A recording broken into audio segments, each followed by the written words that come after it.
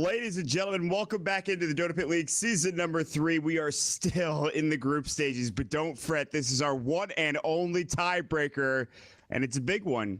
It'll decide who gets a bye in the first round in the losers round 2 and who goes down to that losers round 1 to face up against Vega. Whoever goes to losers round 2 will face up against the winner of Team Tinker versus, I believe, Team Empire. So a lot at stake here. One bye, pretty solid to get closer and closer to the grand finals for the playoffs. And the playoffs will begin in just about 3 days on the 18th. Very excited to be bringing you the action. As always here, Dota Pit, it's been chugging along.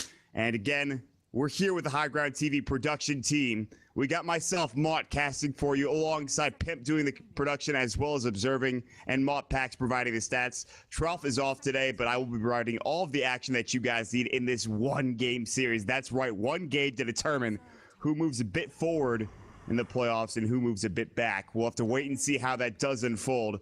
Before we get underway and talk about the draft and the game in general, I want to thank absolutely everybody that has been involved in Dota Pit, the admins, of course, all of the people that in the background have been doing so much work for us. Greg, the production from Pimp Muckle has been amazing. And honestly, I'd like to thank the guys that, all of you guys that have really just stuck with us, supported our tournament, and made this what it is today, which is honestly, in my opinion, one of the, if not the biggest online tournament currently in Dota 2. So thank you so much for that. We all here at the High Ground TV production studio, thank you so much for being supportive of the tournament. We love you guys.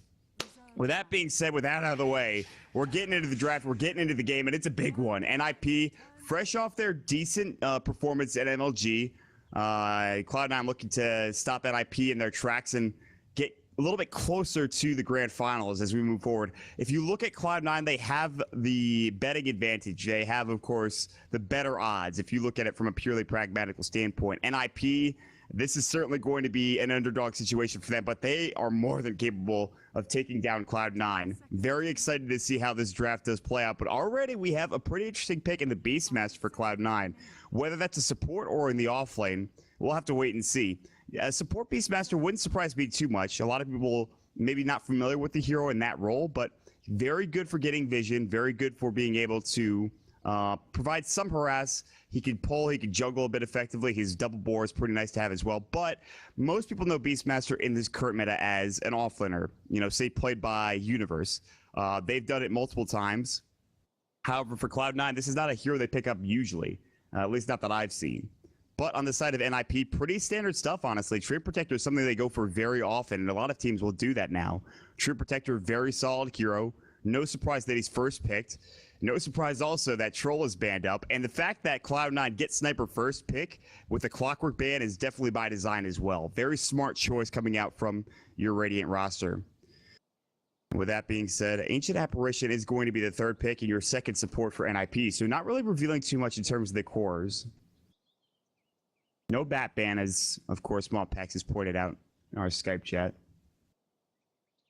We'll see what they do. Less track now coming out for Cloud9. I like this because it provides them a bit of pushing potential, and it also has, you have that dedicated stun follow-up after the roar. You get the roar off, you throw up your split earth, and there's no way that person's escaping. Not to mention Shrapnel, pretty good, can set up a stun for you with the slow. From what I've heard, most people have been kind of going away from Lightning Storm and heading into Edict. It's just too strong. Edict pushing down towers is absolutely fantastic, and it's not a hero we see too often. In fact, I'm kind of curious as to what role he's going to be put in. I feel as if it's going to be put in a support role, but support Leshrac doesn't seem super great right now. However, we'll have to wait and see where they do send him. So, 46 seconds of reserve time now done for, of course, Cloud9. They've got 1 minute left for NiP. Fourth pick coming through. This is a very exciting first game, and first and only game, I should say. So I'm stoked to see who comes out on top here. I honestly think that this could be one of the closer games of Dota Pit, and that's saying something. We have so many close games in this tournament, it's ridiculous. If you go back and look at any VOD, in any 2-game series, there's always going to be that one close game, it feels like. And we have had such good results. We've had minimal issues with internet and DCs and all that jazz and other online tournaments have been having. And of course, if you were watching last night, the I-League qualifiers for NA, Trough and I were casting that. It was Team Tinker versus Summer's Rift. I'm sure you heard about it. There's a bit of salt, obviously. Not the best situation to be in, but We've not really had that type of issue, honestly. Maybe we had 1 or 2 games with that, but, you know, knock on wood, we've been pretty blessed, so. Morphling picked up for NiP. We'll see if that's going to be Era's hero, one of his hard farming cores. The Ricky pickup for Cloud9. They're going full experimentation mode. They are going in, boys. Let's see how this does translate. I'm excited. Ricky is not a hero that is picked that often in this current meta. I'm going to look up and see which heroes are the most popular. But I don't believe Ricky's anywhere close. In fact, I'd be surprised if he's picked more than 5 times in this current patch. That's insane. In fact, Mott Packs, if you could do that, if you could check it out, I'd love to see the stats on that. I would love to see how often Ricky has been picked up in 6.83. I know he's been picked up a handful of times, but almost always with an IO, I feel like, or with some other hero. But this is such a strange draft. Like, okay, Sniper, good start. You say that's standard, absolutely 100% standard. Beastmaster, Leshrac, Ricky to follow up. What the hell are we watching? Is this Dota? I mean, listen, I'll be the first to say I'm getting a little bit tired of the 6.83 meta, and this is one way to bust it open, is with these 3 heroes. And if it works out, then all of a sudden Cloud9 have found another set of heroes that work for them, and maybe these heroes start getting picked more often. Maybe that's the case, maybe not. For NiP, they have to find a way to deal with the Invis hero. They have to find a way to shut him down. They don't really have much lockdown, which I think is kind of an issue. There is the possibility that this is a strength Morphling. I doubt it because they already have a Phoenix going off lane. Morphling probably goes safe lane. Now they need kind of a limp hero for mid for NiP.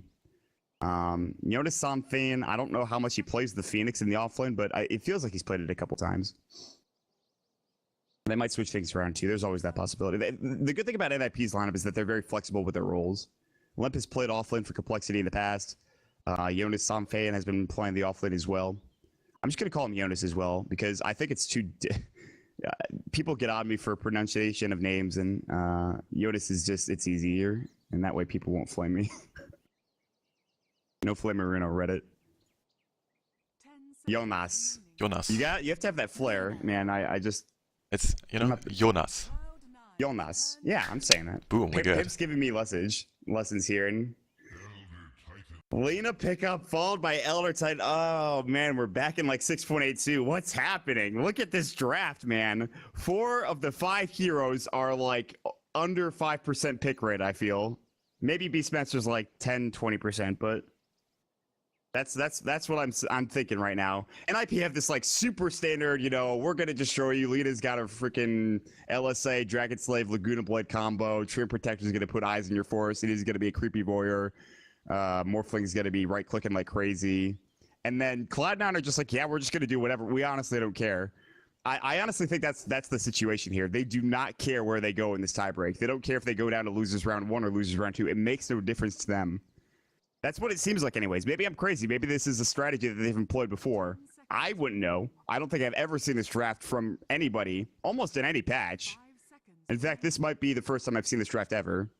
Because if you think about it, when Elder Titan was popular, Sniper wasn't popular, Leshrac wasn't popular. These heroes have never seen competitive play together unless it was way back. No, because Elder Titan wasn't even back in for a long time. He just came in not too long ago. So again... I'll touch on it as we get through the game, but this is the most interesting draft I've seen in some time. It is going to be, I believe, a no-tail support Elder Titan, Fata offlane Beastmaster, and then we have Bo1 offlane, wait, no. Fata mid, excuse me, Beastmaster, Bo1 offlane Riki. My apologies, I got confused for a moment. Then Misery supporting Leshrac. Gets boots first, which is very important. Leshrac is very slow without those boots. His move speed is not great. Catching heroes to get up a split earth is really difficult. So I think this is a smart decision. And that means that, of course, No-Tail's going to be going for the wards, I believe. He is very poor. I'm assuming he bought all of the support items to begin with. But with that being said, on the side of Dire, the NiP squad, the double Ring of Protection strat, which has kind of fallen out of favor since the change to the gold cost Ring of Protection. However, makes you very tanky. And you need armor for Phoenix. Look at his base armor.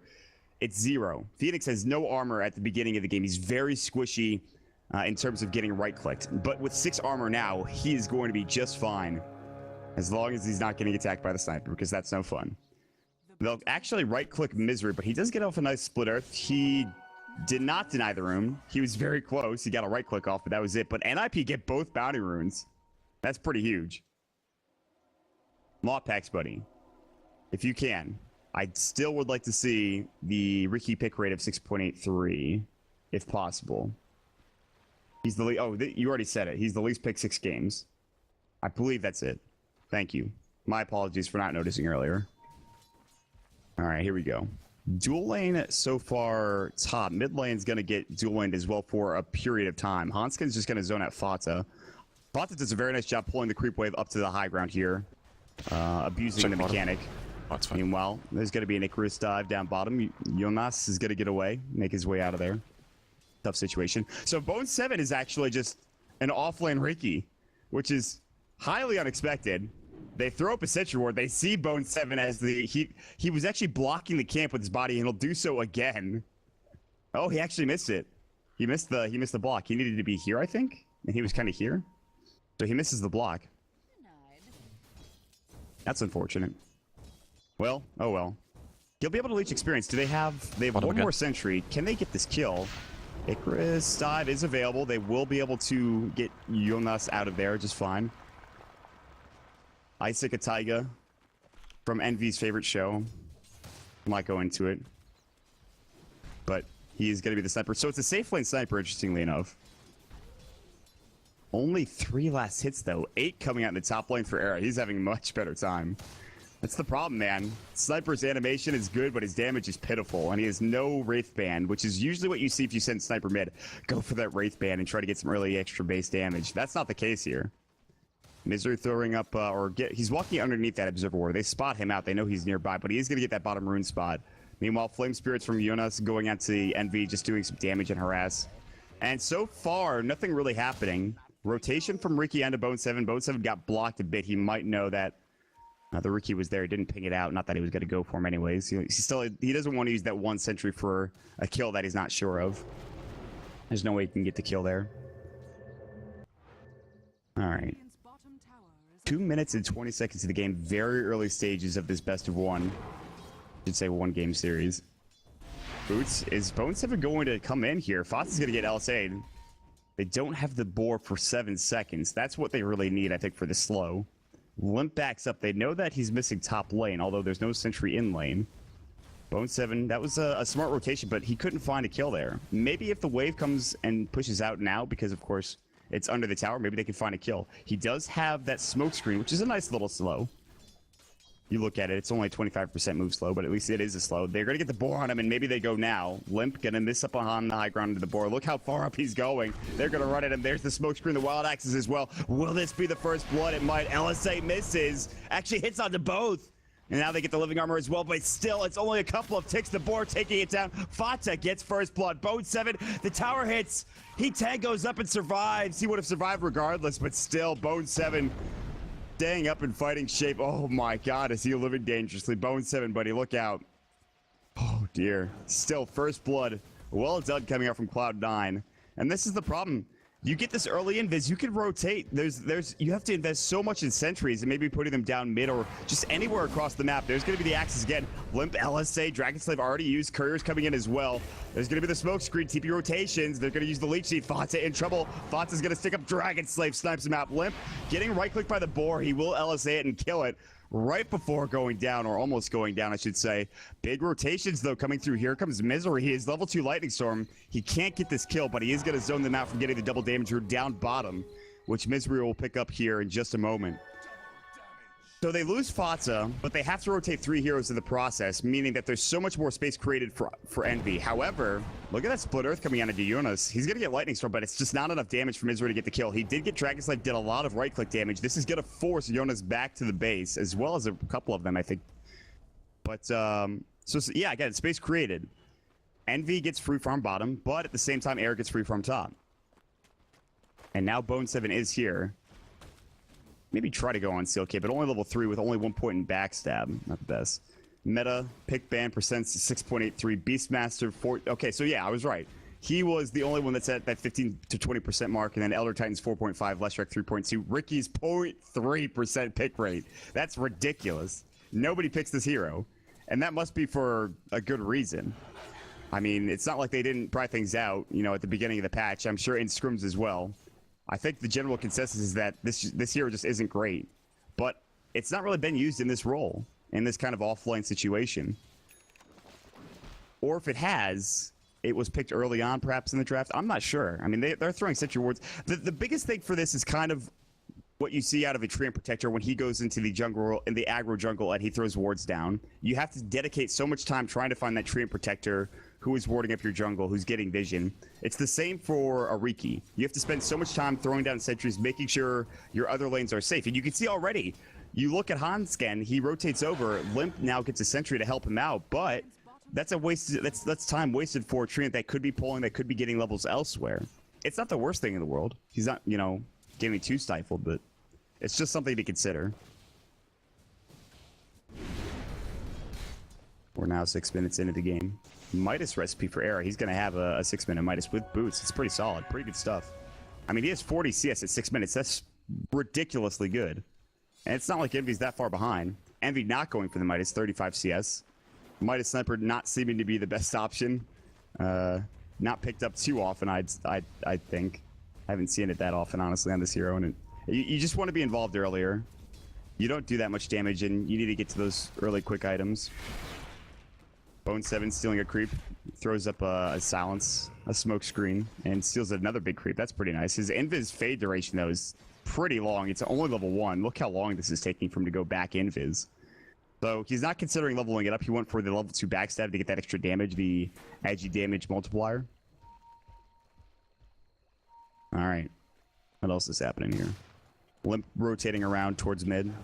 Another rotation coming in from Bo1. There's a Hawk nearby. Do they see the sentry? They don't have any counter detection. So, and Hansken's nearby as well, and they see him because the Hawk coming through. So Bo1 is going to just sit in the trees even further. There's that sentry there that the control pinged out. They know that he put it down, and Hansken's just walking in the trees right now.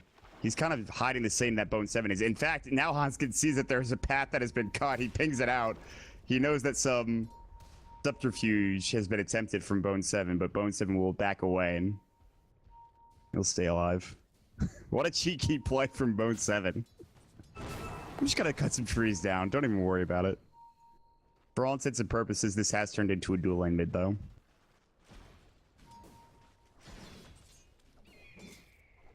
Now, Hansken's gonna rotate back towards bottom. I say back towards bottom for the first time, rather. And we looking to get some right click.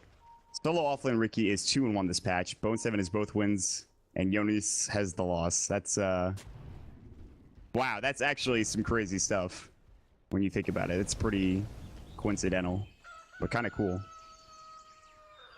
A lot of stacks coming out here for NiP. Some real good stacks to work with later on for either Limp or for Era. Bo1 is going to go on Seal Kid. There's a lot of damage coming in. Bo1 just takes creeps at will. Still level 1 permanent invisibility, but eventually that'll be changed. The smoke screen radius that's the problem, is that the miss rate's nice, but it's really about the radius, I think. So I'm curious as to see if he will level it up and not go for the permanent invis. I think he might actually just go for the smoke screen and not the permanent invis. I want to check on No-Tail. What's he been doing? He's level 5, 2-2-1, so he does get that early point natural order, and I think that's a very good value point. 40% base armor reduction and 12% base magic resist reduction is not bad. That's certainly good. Some support Elder Titans will forego natural order until they get a certain amount of levels, but that's not the case here for No-Tail. Misery up in the top lane. He has a smoke. There's no lane ward coming out for NiP, so they don't see them rotate up. They're going to head to the jungle. They know that Limp is in fact doing stacks. They have this Hawk nearby. It did scout him move towards there. They're going to throw the sentry down. Bo1 will go to scout. He'll see Hansken. He needs to back up. They haven't picked him yet. Now they know. They see him.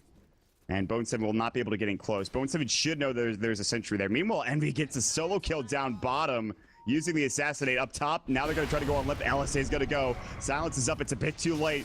Meanwhile, there's the lightning storm. The roar into Limp. Can they get this kill? The axis to stop this split earth. Look at all that hatred for Limp, who just took those stacks, but in the end gets destroyed. And Era looking to just come over and Midas real quick, not able to get involved. Nice kill. 2 nice kills, in fact, coming out from Cloud9. this early kind of aggression sort of paying off. You would not expect this draft to work out for Cloud9, but it sort of is. And Misery pops the Edict. They're going to use the Glyph. He was actually trying to bait the Glyph out. That was pretty cool. That's not the case. They won't be able to... It's level 1 Edict. It's not the most damage in the world, but at least it's something. Alright, where are we sitting at here? Jonas just has nothing, man. He's level 4. You look at Bo1, he's level 5. At least he has a little bit more. They're both kind of poor when you think about it, but... Jonas just can't find anything, really. The double ringer protection not saving him from the death that he received at the hands of Eternal Envy, who is going to have, I believe, a mom pretty soon. I think it might actually be flying out to him right now. It is. So Mask of Madness done for Envy. No real shocker that Envy goes for Mask of Madness first on any hero. Meanwhile, top lane, they're setting up for a kill onto Air or someone. Air can wait for him. He does have Replicate, but he doesn't have an illusion to use, so he'll actually just wait for him away. Bo1's got to try to shadow Seal Kid here, but he won't be able to find him. And lots of rotations stop for no kill. So this leaves Envy down bottom alone. He should know that something's up. They're kind of missing off the map. Hanskin will go ahead and go invis, no level 6. Ice Blast is going to fly down, and they're going to try to go on Envy. He is going to get hit up with the Ice Blast, but he's very fast. He's going to pop the mom, run away. The leash sheet is going to go, but Envy, 2 speed, he's going to try to TP out, and looks like he might make it. He will. Nice TP, knowing that those 2 heroes can't stop him from just getting out of a bad situation. Limp, buddy. You got to be careful, man. Trust me. Oh, Necrobook level 1 for Fata. Oh, he's got Roar Lips gonna walk up to the high ground and boom. I don't even think he needs Bo1. He's got the Necro minions in. He's got the right click. Ice Blast is gonna come through. It will hit Bo1 and kill the Hawk. That poor Hawk is just like, man, just trying to do my job. But another nice kill on the Limp here from Fata with the Roar, and even a double damage run as well.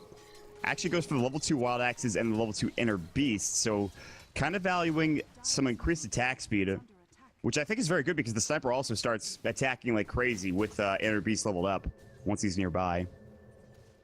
And so Cloud9 have a 4-1 advantage, and they have a 1,500 net worth advantage as well. Now again, Era is your top farmer, and if he gets enough room to work with, he will be able to take over this game. But it's going to be tough. Because as I said, Jonas and the offlane Phoenix just not having a great time. Bo1, he's having a better time now. He has treads. He's ready to go. He's level 6. He has his Blink Strike, which is the biggest thing. 3 charges of that Blink Strike is pretty insane. Maybe 4? 4 charges, sorry. Lag, Misery lagging, and then he resumed. So I guess he's not lagging. Or he's lagging. Who knows?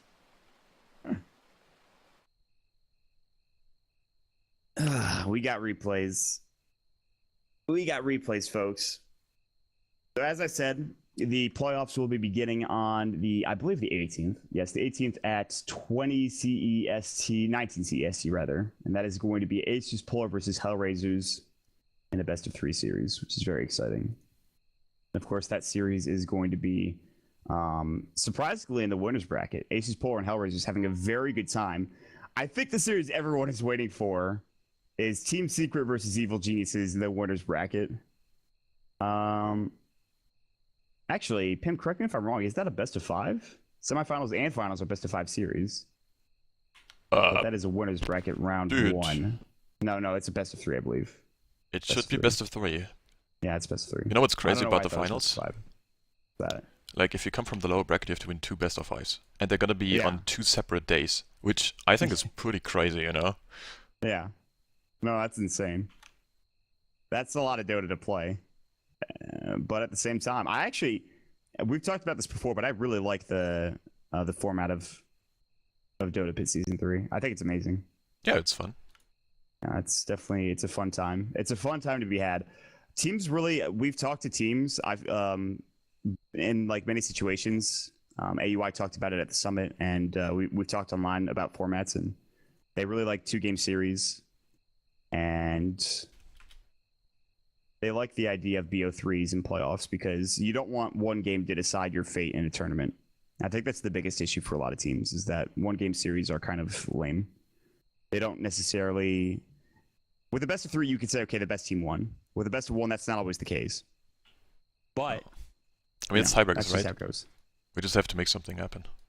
You can't like, well, let's just do best of 3. It's Well, no, I'm not hard talking about on that. schedule. The tiebreakers, this makes sense, you know. Oh, whoa, sorry. I'm Yeah, I was talking fiddling with the about, replays. like, yeah. I'm talking about the playoffs. Alright. Nah, playoffs have to be best of 3, Playoffs. yeah, definitely. Yeah, it has to be best of 3, I think, at least in my opinion. Best of 1, but the problem with best of 3s in certain circumstances, and this is very true of LAN situations, is that sometimes you just don't have enough time to play best of 3s in the playoffs. And so sometimes in the earlier stages of a playoff bracket, it will be best of 1. Which is crazy, that's right? Unfortunate. Because it's elimination matches. Yeah, exactly. That's brutal. Which means that you should probably just, if you're going to just do best of 1s for playoffs, then maybe you should shorten up your group stage format so that you have more time for best of 3 playoffs. But then again, it's a balancing act. So there's a lot to think about here. Double disconnect from Cloud9. Looks like we have some issues. Oh, I'm caps locking it up in chat. Oops. Alright. Nice. Caps lock, sick. Caps lock is cruise control for the cool kids, right? So, you know. That is it. That's what people tell me anyway. That's correct. And I mean, someone has to spam the dank emotes, right? Yeah, the dankest emotes. That's true. The dankest emotes, actually, not only the dank ones. Yeah, pretty good stuff. We have some big disconnections. I could not tell you, Aaron, what's happening, buddy. I wish I knew. I really did. This was turning into such a good game too, but now we've hit the peak point of delay. I can't get away from it, man. I can't get away from the disconnects. After last night, I've been cursed. Please, man, that was please gonna don't be such a good series too. Yeah, I'm not. Well, I didn't even. Wood, all right. I just saw the drama afterwards. It's like, all right, guess something happened. I don't know. There was like, it was way saltier than it probably should have been, but you know that was to be expected, I suppose. Well, if if I'm in the final, I'm gonna be salty if anything happens. Well, yeah, exactly. It's a final. It sucked for them. Let me just refresh everyone's memory or give people a heads up as to what I'm talking about. So for I-League North American qualifiers, it was Tinker versus Summer's Rift. Brax was having issues after he had played against Not Today earlier in the day to get to that grand final for the qualifiers. And Brax, up to that point, had been carrying them. Against Not Today, he went 26-2 on Templar Assassin and carried them to a victory in the first game against the Peruvian squad. And then in the second game, he did really well. The first game between them and Team Tinker, who was having a really good sniper game, and they were ahead. And then Brax disconnected, and he did not come back for a long period of time. Summer's Rift expended all of their pause time. And there is a rule in the I-League qualifiers that if you were to... if you have someone that cannot reconnect to the game, you are allowed to have a stand-in play on his account and log back in, which is a very interesting rule because that rule doesn't exist for any other tournament except that tournament, wow. I think. Yeah, definitely. Yeah. So the rule is, though, that you have to still have pause time and the person can't reconnect. So they didn't have any pause time when they wanted to have someone play on his account. And so what Team Tinker did, which they were completely, it was in their right to do so, was that they unpaused and they played it out.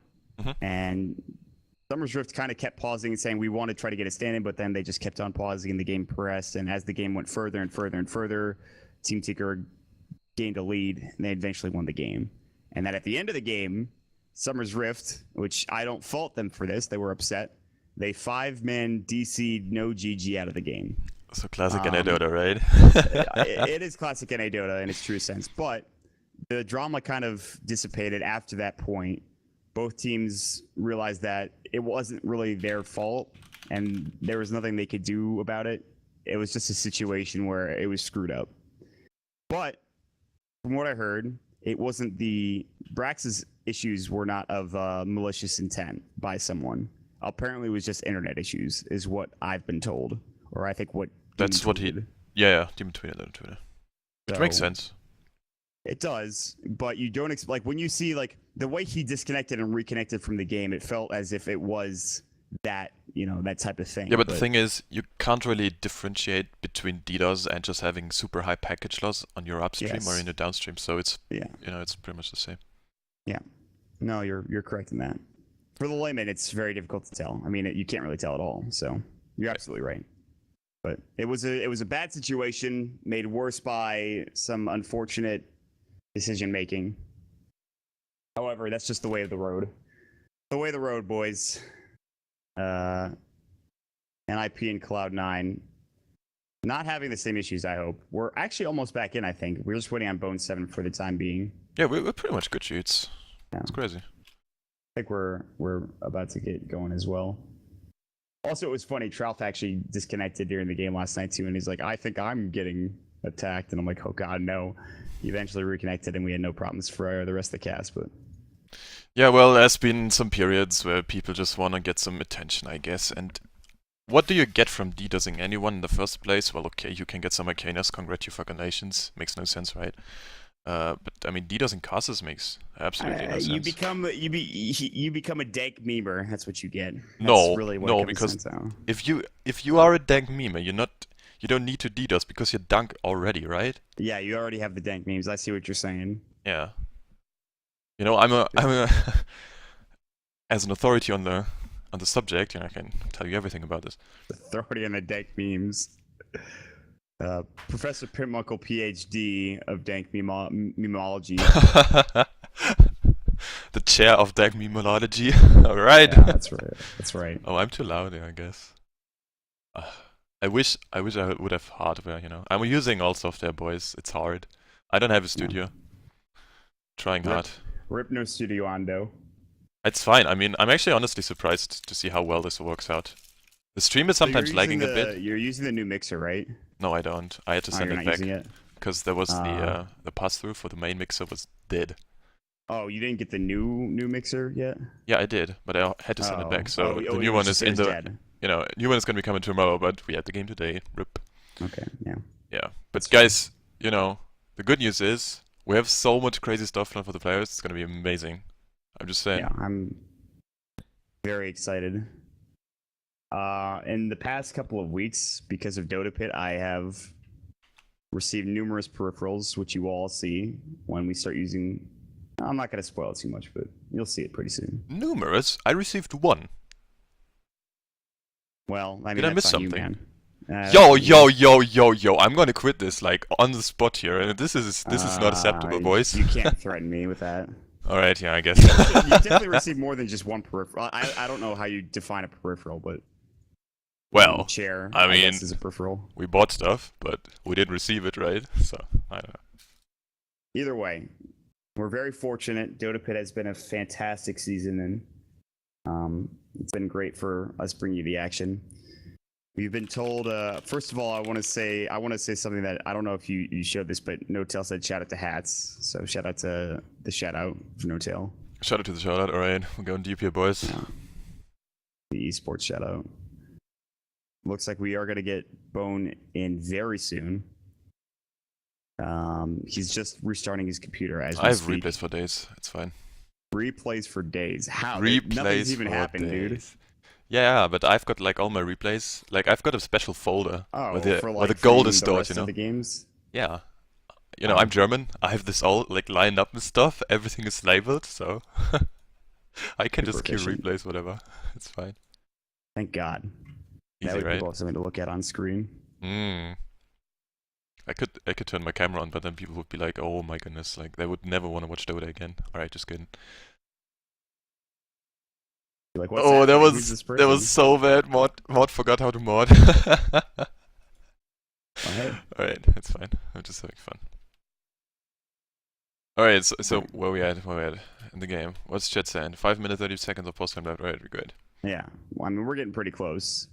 Either the game is going to unpause because NiP wanted unpaused, or Bo1 is going to reconnect to the game. One of those two things is going to happen. Hopefully, it's the latter, as I think everyone. Yeah, Bo1 has reconnected. But well, there goes Johan. Yeah, well, we just can't win, man. We just can't win. Let's talk about the state of the game quickly. Right. We haven't really touched on this. Enough with instant replays. Limp is actually going Yules, which is no surprise. I'm surprised he has as decent farm as he does because of how many times he's died, which is 3. 3 of the team's 4 deaths come from Limp at this point. They've done a nice job shutting him down. On the other side, Era, well, on the same team, I should say, Era, Ring of Health, Midas, he's getting close to, I imagine, a Lincoln Sphere is what he wants to go for.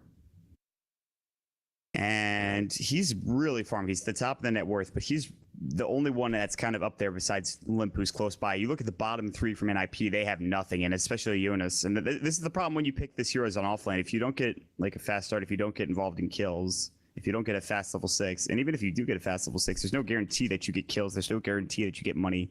Only 9 last hits coming out from him. He's not really rich at all. He's very, very poor.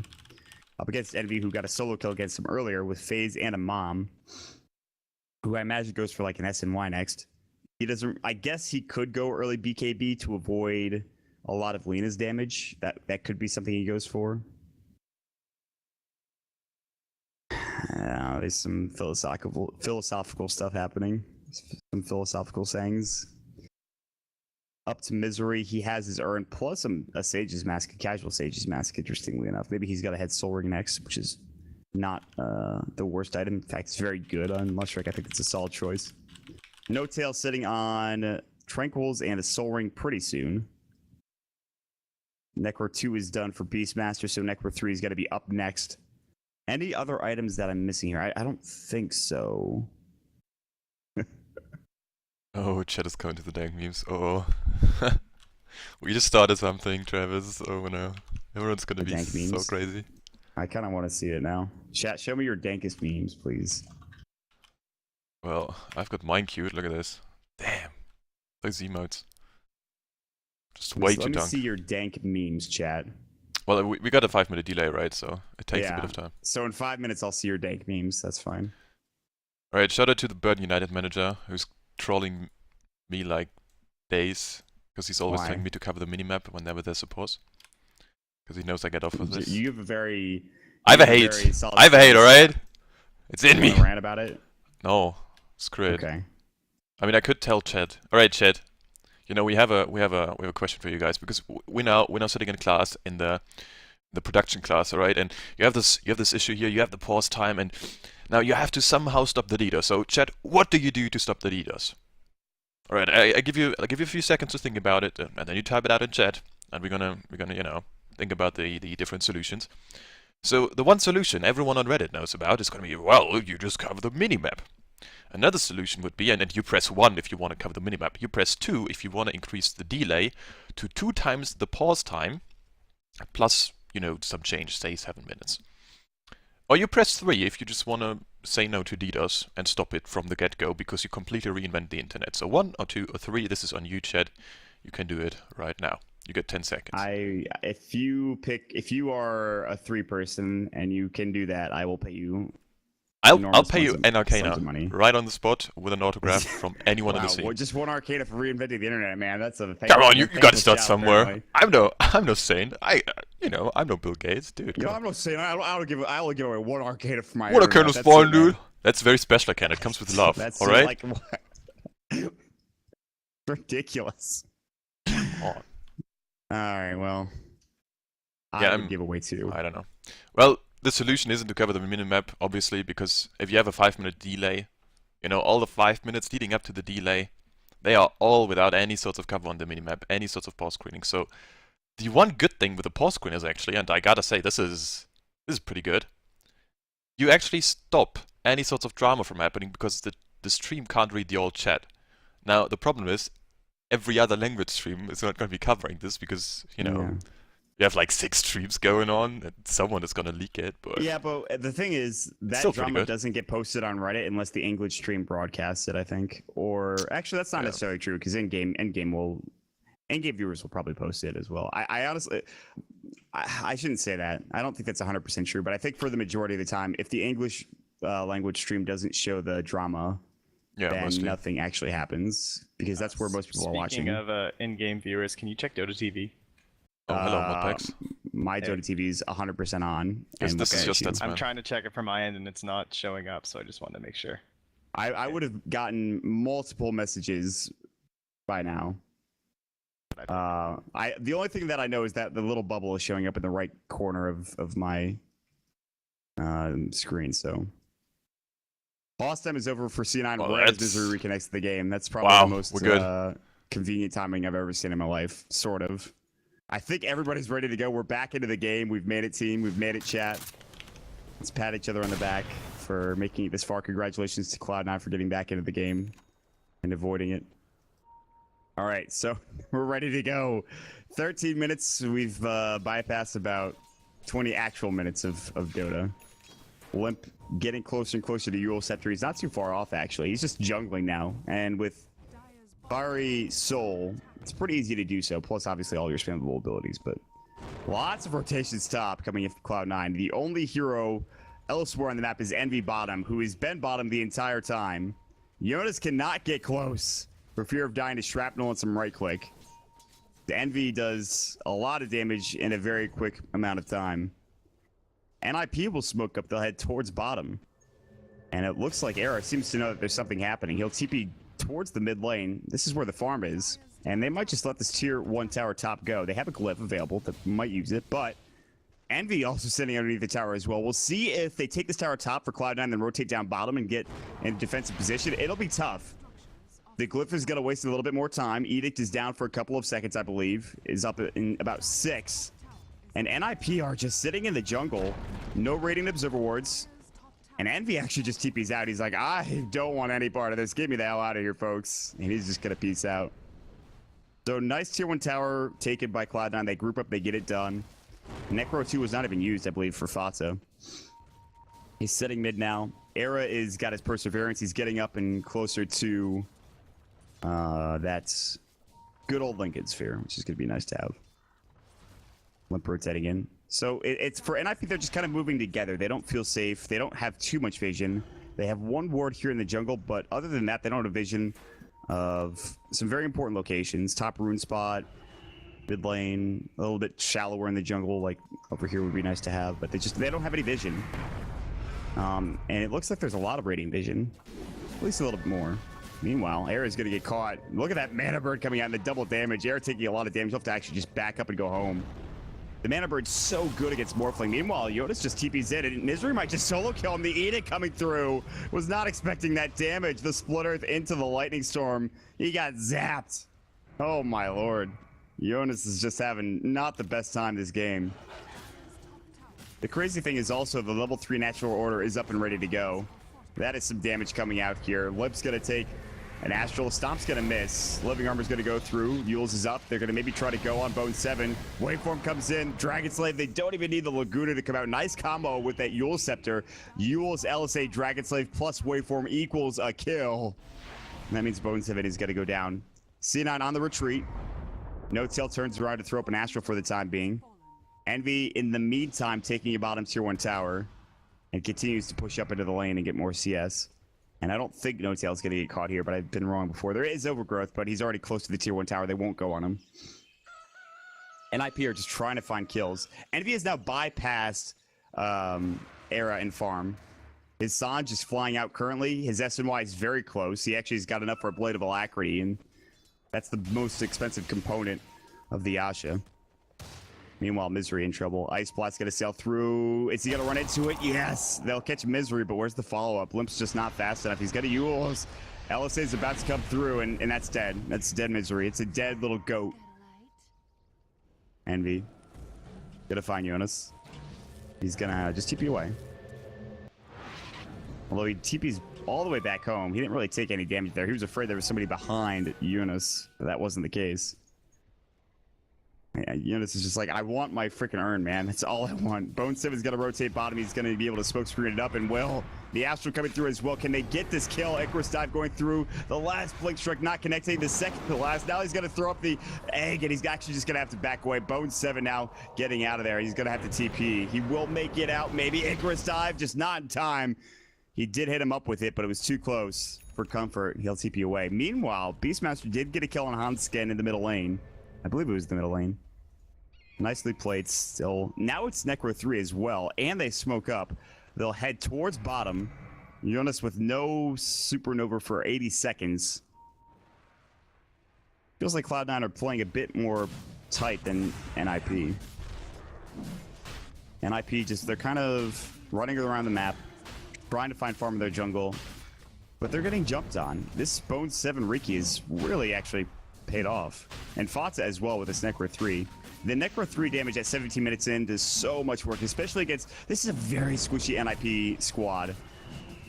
There's no strength here really here. That's taking all this damage. Even Treant Protector is very squishy in regards to the damage that he's going to be taking. Fata gets the Aegis. Nice little Roshan that takes very little time because of the Necro Warrior and the Necro Archer. Maybe they could fight. Thought about going to the high ground. There is a replicate behind Limp. They know this. They know that's a replicate. It's about to despawn in about 10 seconds.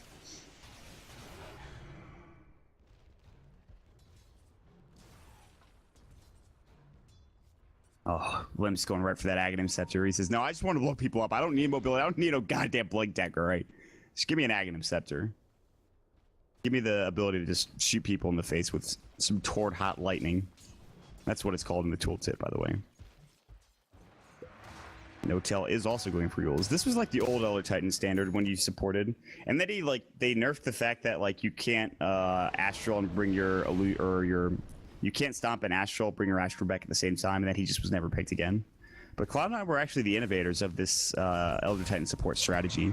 It was Cloud9 and Secret for a period of time, with No-Tail and AUI being the two, I think, proponents of the hero. So No-Tail is no stranger to this hero, and you can see clearly he's having a pretty good time. He's 1-0-1, 42 CS for support Elder Titan. It's not easy. He's making it work. Bo1 TP's bottom. There's 4 heroes down here. The only one they're missing is Limp. That is a lot of damage they are missing, but Era's nearby. Lincoln's is about to be completed. He just needs a couple more CS, or maybe just the tower as well. TP coming in. This time it's going to be Fata. Oh no! What a bad time to pause the game. Auto pause. They don't want Leshrac here apparently. They're going to jump in, roar onto Jonas. Shrapnel's going to go as well. He's out of mana. Going to get silenced as well. They even throw the Elder Titan ultimate down, but it's already too late. Hanskin's going to get assassinated. He's got a Nature's Guise. They have detection with the Necro 3. Hanskin is not getting out of this alive. There is a replicate for Era, so I imagine he will make it away, but he could get silenced from a smoke screen. Meanwhile, Fata gets a double kill on the backside, brings down Seal Kid. What a disastrous fight. That was a 4 versus 5 engagement. No, 4 versus 4. Limp wasn't there to help out. But NiP lose 3 heroes. Hey. Not the best time. They don't need Misery, man. Screw it. They don't need that Leshrac. They're going to micro him. Pretty much what they're going to do is they're going to micro him. They'll Edict the tower, then they'll back him up when his Edict's done. That seems to be what they're going to do here. Boom. Edict. I'm Leshrac. That's all I'm good for. Yule Scepter's up. He might be dead. LSA's going to go through. Nice smoke screen. Misery's still probably going to fall. Supernova on the backside pushes him back. Ice Blast hitting up onto Envy. He should still survive. Bo1 heads to the opposite direction, going for the Delta split. So they only lose the hero that's not actually in the game. Misery we'll see in hopefully a little bit. Fata way in the trees. He has a TP. He's actually going to blink further down. Throws up a Hawk just to get some vision. And they can't really fight this. They're all a little bit too spread out here. They see No-Tail. No-Tail's going to try to TP out if they can hit an LSA, which they might be able to. No. He'll be able to TP away. He'll make it out. Glyph is up, and it'll be used. That's tier 1. So despite losing 3 heroes, they don't give a damn. They take this tier 1 tower, and Bo1, well, meanwhile, Hanskin gets blown up by Fata. I think he uses Roar there. Absolutely. No Adaptive Strike arrow is just a moment away. Had that TP been any later from Fata, he gets Adaptive Strike and loses at least his Aegis. But he does survive. Sentry Ward, ooh, just spots out this Observer? Or does it? It should, right? Yeah, it does. They're not going to counter ward it yet, apparently. That's interesting.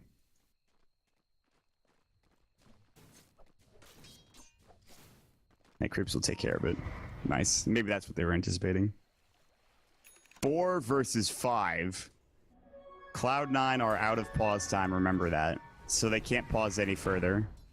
And that was actually really cool that they just... I think that's why they unpaused. Is because they knew they were out of pause time. They didn't want to cause any issues. So... Jonas is going to be chased down by Bo1. That's a double damage Ricky. It's a smoke screen coming out. Blink Strike. No, he doesn't go for it. I guess Ricky just doesn't have... Bo1 just doesn't have the damage yet. He needs like an item, I think. Maybe like a diffusal or something. Even with the DD, it's just not enough damage. Maybe some more attack speed as well would be nice.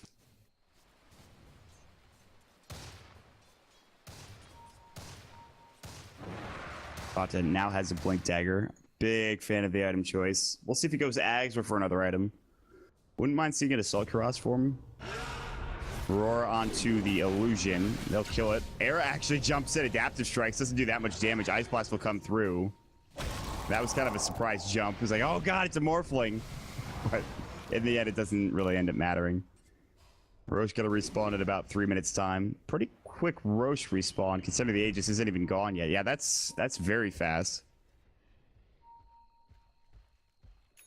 On Skin. This is what we see way too a lot.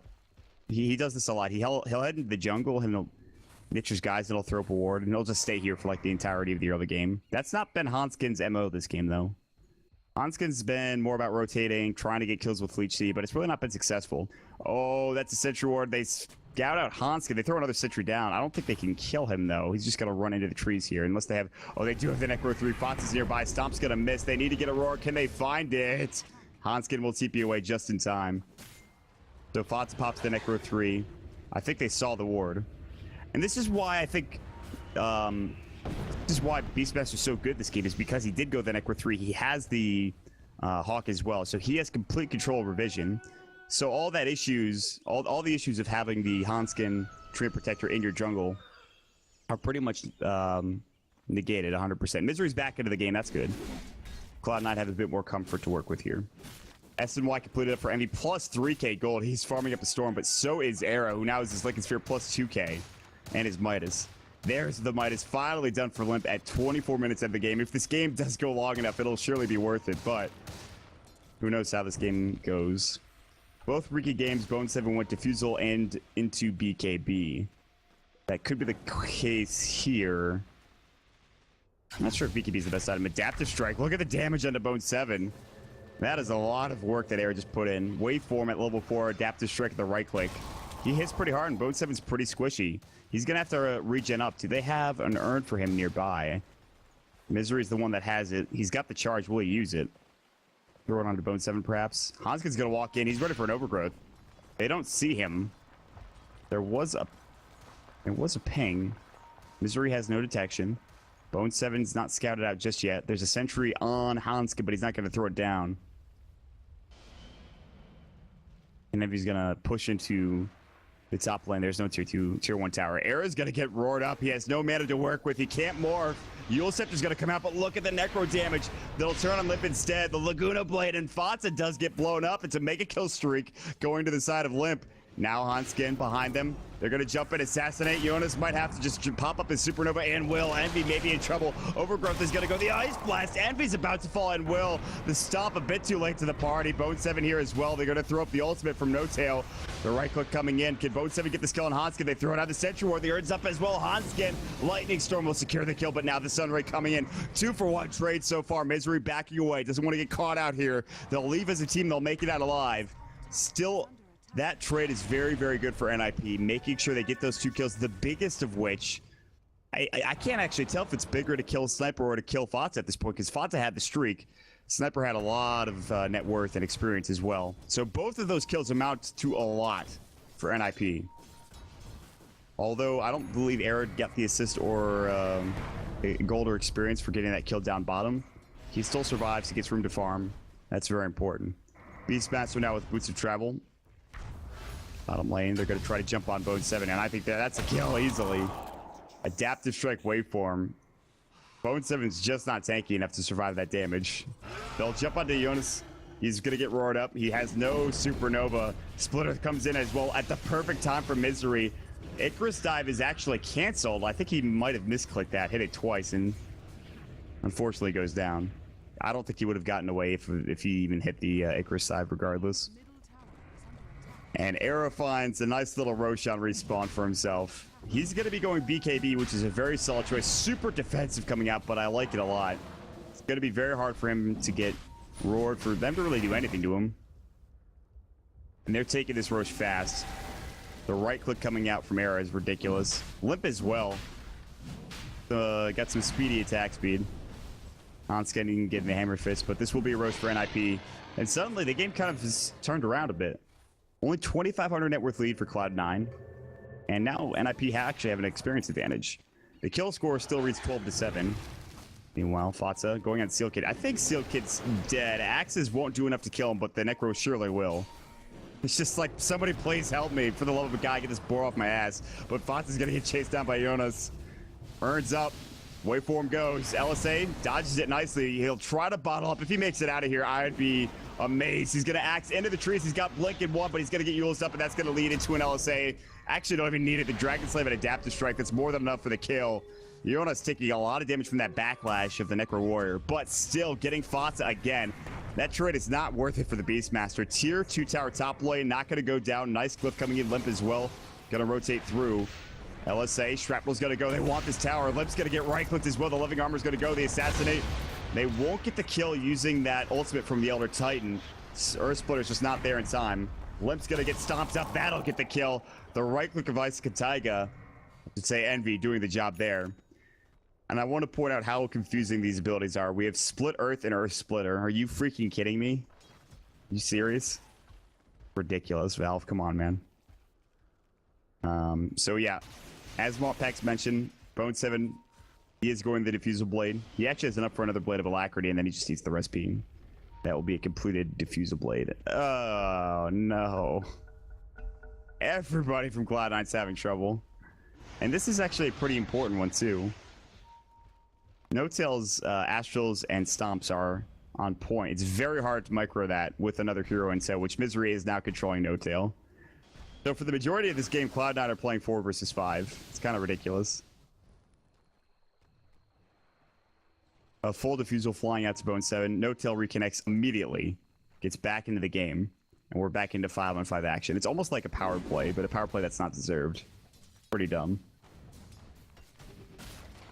Oh boy. Now the question is, what does Fata go next? We talked about the Assault Cross. The Aghanim Scepter is always an option. Maybe he picks up a BKB if he wants to be able to survive a bit longer. Maybe he tries to break the Lincoln Sphere a bit easier. I don't know. There's a lot you could go for here for Fata. A lot of options. On skin, rotating around. I think they might have spotted him with that ward. A lot of wards up in the jungle here on the Radiant side. Misery has Yules, by the way. I'm not sure. He got that a while ago. He's up to 1,400 gold, so he's got some serious cash. And Bo1's lost his effectiveness. They've done a really nice job of carrying Sentry Wards, countering him up, and getting kills with him nearby. And there's no gem yet, I don't think, at the Dire side. I'm surprised that they haven't picked one up, but actually, No-Tail is the one with the gem. Is that his gem? Is the question. Absolutely, it is. They'll kill an illusion quickly. Era has got a replicate ready to go. He's actually going to go right into Fots. He's going to try to kill this boy. He's a Ghost Scepter. He's going to be heading towards that Ethereal Blade route. He's going to get replicate out there and just make sure he survives. Limp invis, so is Bo1. What an awkward situation. They both walk right by each other. No-Tail will throw up an Astral. He has a gem. I think he might have spotted him out. And, well, Limp's invis is going to wear off, too. Limp will walk away.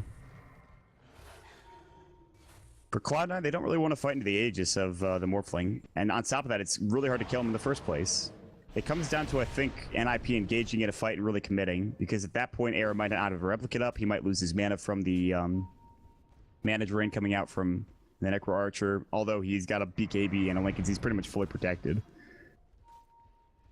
There is that. Bo1, like, oh. So Shadow Blade was the choice for the Lina after getting that Aghanim Scepter. She's gonna get stomped. She should be very careful. She's gonna Yules herself into the air. Roar's gonna go through. Axes as well. Bo1 jumps in, gets the quick kill. Adaptive Strike, Overgrowth as well. Bo1 in trouble. Waveform.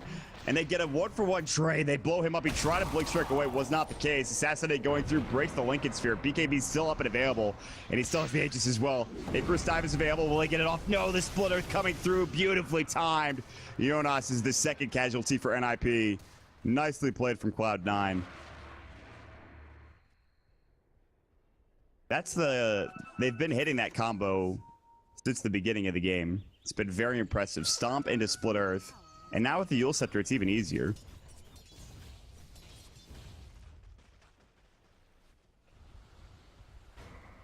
Arrow sitting up to 2,000 gold. If he can get that Ethereal Blade, oh my god, some heroes are going to die.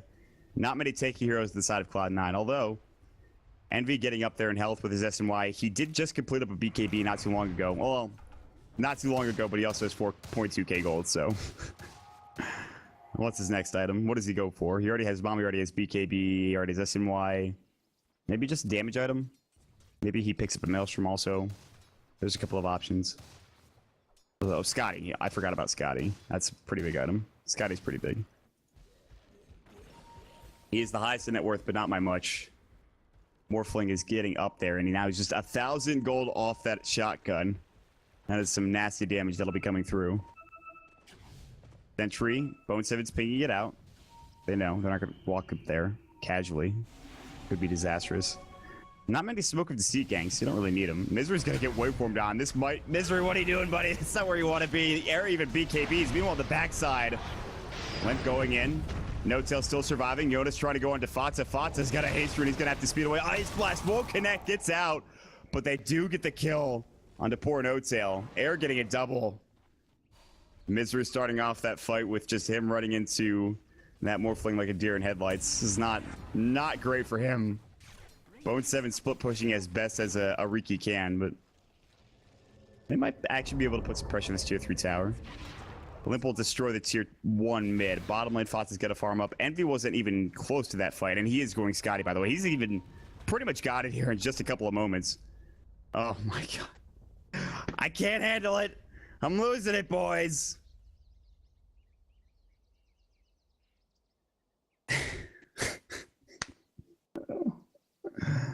Oh, man. NiP seems to have a solution.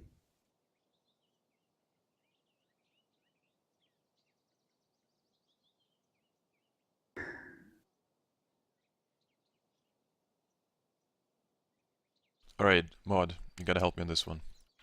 What am I helping with? In the last team fight, what happened to Fatah's Raw? Because, I mean, I'm showing this in replay right now, so this is... Oh, well, it's too late. Alright, never mind. Still, I have no idea what happened to Fatah's Raw. He used it. Like, I'm showing it on stream right now. He uses it right when Misery dies. Yeah. But who did get stunned? Listen, I'm not the right person to ask. I was watching Misery die, man. Yeah, same. Because, I mean, that was pretty big, right? Arrow just blew him up. Maybe it was Limp? No, I don't think it was Limp. Maybe it was like a support. I think it probably was a support. Because Limp was able to get his full maybe it was a replicate. Because Limp was in the air. Replicate. No, wait a second. He used Yules. This is interesting. Yeah, because there was like no one. Hanskin was with the error, killing the Lash track. Jonas fan was slowly walking. It was a Treant illusion, yeah. Modpegs, he's got our back. Alright, that's pretty cool. How did, like, he always knows, man. I have no idea how he always knows. The thing is, quite honestly, if you zoom out, like 50 meters, you see everything, but the problem is you just can't see it anymore because the encoding is just terrible on the bitrate you use. So that's something you can actually do if you pick up the ticket. Well, I'm just going to zoom out for the rest of my cast for forever now. Because it's actually pretty cool.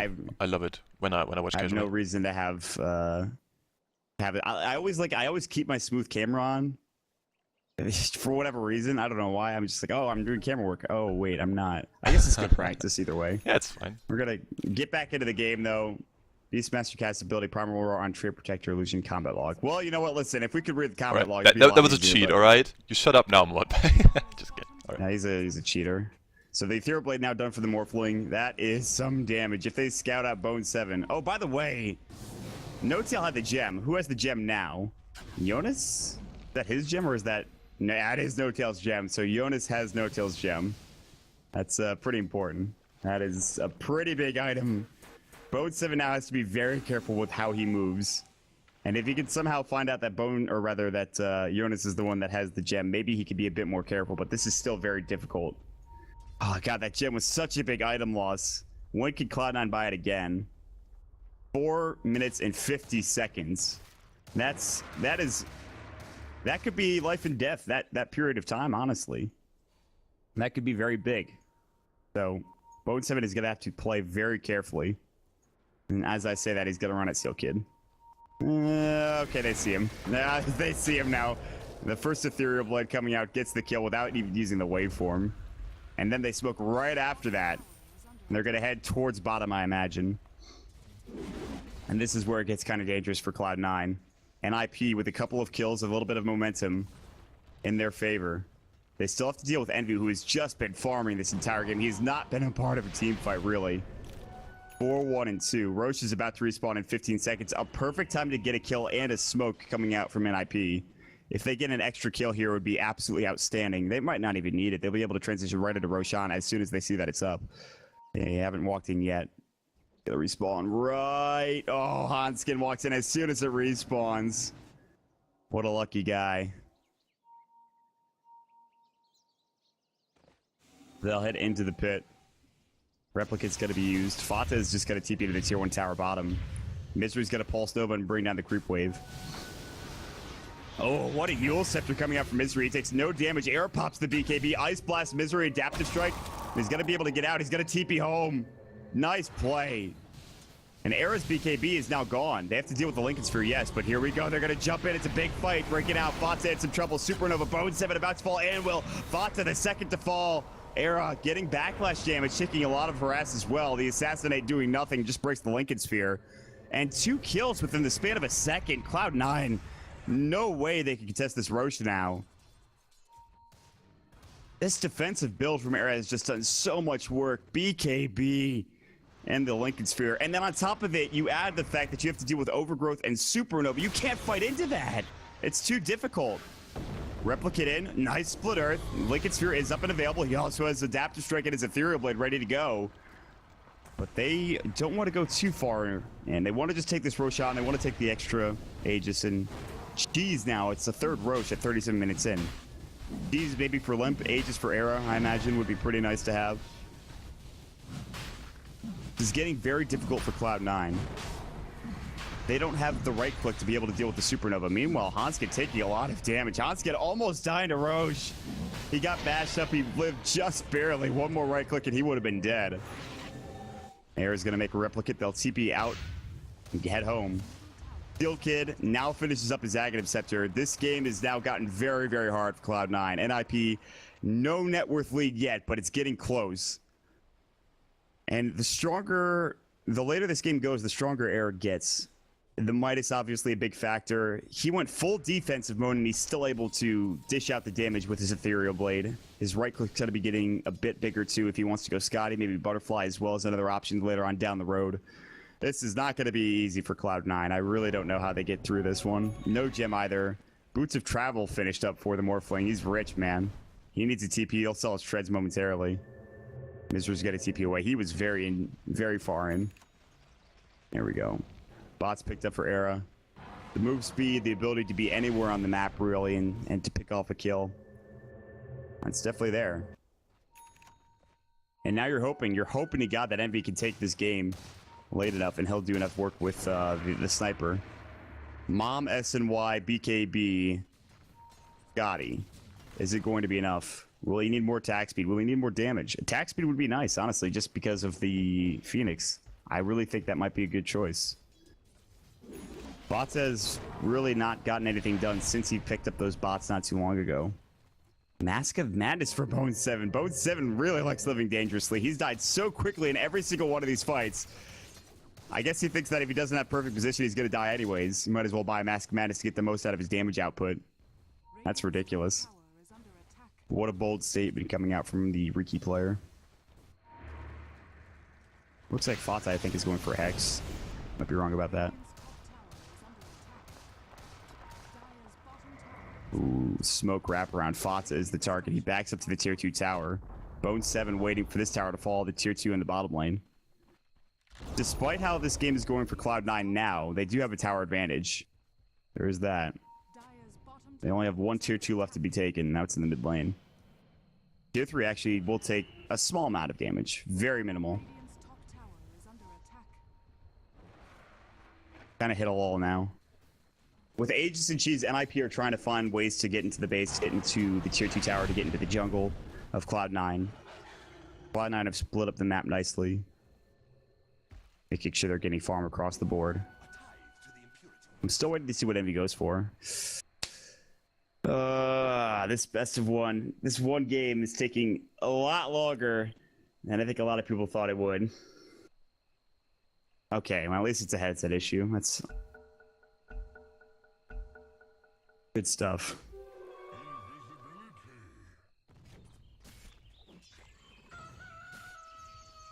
Envy. 2.8k gold. Morph's going to be picking up an ultimate orb. Whether that is a Scotty or a Manta style. If it was a Manta, we'd probably have Yasha first, but... Uh-oh. That bot's now getting canceled, luckily for him, because that was Era coming in, and now Envy knows that he's in trouble. He's gonna have to try to go into Hanskin. Ice Blast is gonna fly through it.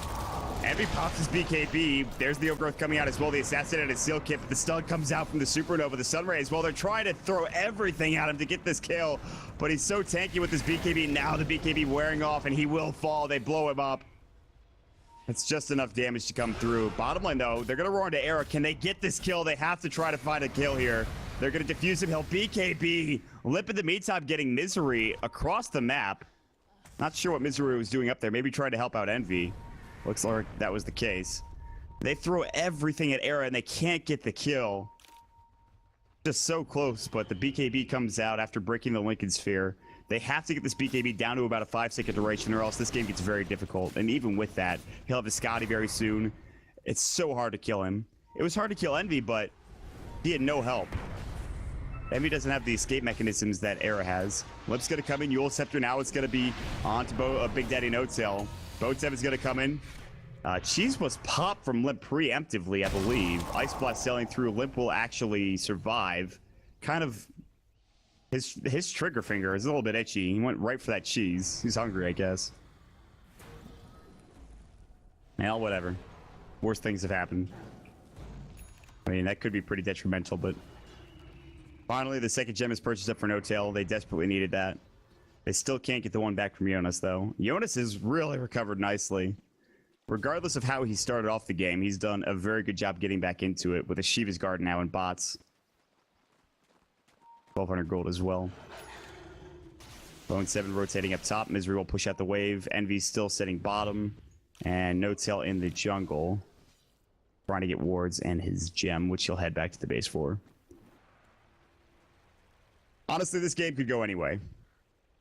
I think the biggest thing is that Cloud9 really can't fight up against Era later on down the road. When he has the Scotty, he's going to be 6-slotted after he sells his Midas and gets another item. So, then what do you do? I honestly have no idea.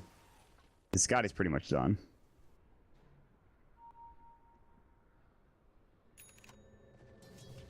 There's that Hex. God, they need that so badly. If they could break the Lincoln Sphere of Era and maybe pump out enough damage, there is a possibility they get the kill. But he has so much HP when he's got a Scotty. He's got so much armor. He has 30 armor. How do you right-click someone like that? You don't. That's the thing. Smoke up. NiP are in the enemy jungle. Dire's Courier is going to go down. That was the Scotty, I believe. Era's going to get caught. Assassinate's about to fly. It's going to break his Lincoln Sphere. Limp pops the BKB. There's the Earth Splitter. Jonas going to jump in, gets Yule's up. By breaking out Laguna onto Envy, doing a lot of damage, but not enough. Hanskin, he's hexed. He's about to fall and will. They've lost 3. They lost Era on the backside. Limp might be the 4th here if he's not careful. Nice Yules coming out. Supernova a bit late to the party. Another Yules. That was his Yules to save his own life. Now the LSA onto Misery. Misery will fall. It turns into a 3-for-3. Bo1's going to TP. He'll make it out. Envy and Bo1 both surviving. Limp and Jonas on the other side. But in the end, it should be Cloud9's fight to take, as they get the kill on Era, the biggest kill of the game. I'm not sure how they did it. I think he didn't BKB there. This gold change is pretty much nothing. It is nothing. Bo1 is the only one getting any real gold on the side of Cloud9. Limp on the side of NiP. Hey. Well, that at least provides him an Ogre Club and 1,600 gold, so that's a BKB coming out, which was exactly what Moppak did. Because in both of Bo1's other games, he built Diffusal straight into BKB, although he went Mom this time, so not quite on point, Mopaks.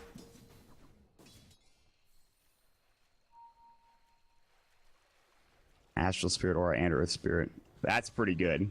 See, that's the thing. That's the late game that you have to worry about for Cloud9, which I didn't touch on, is that Natural Order is the X factor here. Yes, you have a very farm Morphling, but 100% base armor reduction plus 33% base resist reduction is pretty good. I guess we should talk about the fact that Elder Titan's a natural counter to Morphling. And that's one of the heroes that was picked very often to counter Morphling in the last couple of patches. But It's not been seen because Morphling's not picked too often, and Elder Titan's just not a good hero. Bo1 is dead. See you later. And Misery's probably dead as well. Oh my god. Who wants roasted lamb? Jesus. One throws up the Laguna Blade. Dead goat. Dead ass goat. Envy.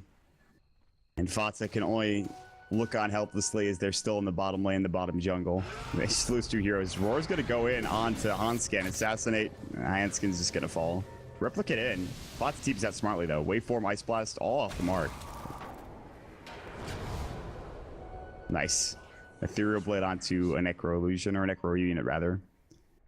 Roche is up in about a minute's time though. Can Cloud9 finally contest this? I think so. I think they can. I think it's a possibility. 46 minutes into the game. We've had a couple of snacks here and there, folks, but we're getting to crunch time. Game could still go 20 to 30 minutes longer, though. That's the crazy thing. It is Mjolnir. I'm glad that he went for this. That's a very, very solid pickup. I was talking about attack speed earlier. I think this is very, very important for Envy.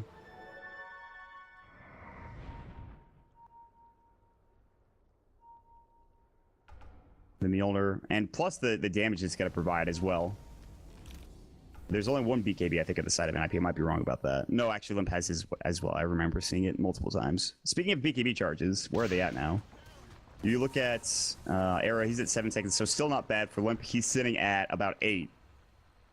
So they're getting a little bit lower. I think Envy's at 8 as well. Yes, he is. Is there any other BKB on the map? I think Bone is trying to build one, but he's not quite there yet. Misery is in the tree line. He's kind of away from his team, but look at this. NiP might get jumped on. Smoke to take back Cloud9's jungle. They want it. Are they going to find it? Era, this could be big. No, they find instead Limp. That could be as big of a target. The roar comes out. BKB not there. Split Earth and Limp is going to fall. Supernova forced out. Limp buys back. Era has to replicate away into the river. Supernova still going. Hanskin in some trouble. Overgrowth is going to go. Envy's peeping him for the backside. Indeed. Bo1 gonna get, I think, LSA. No, he actually missed. But look at the damage. The Mjolnir procs Laguna Blade going. Envy right-clicking so many heroes down. Brings down target of course.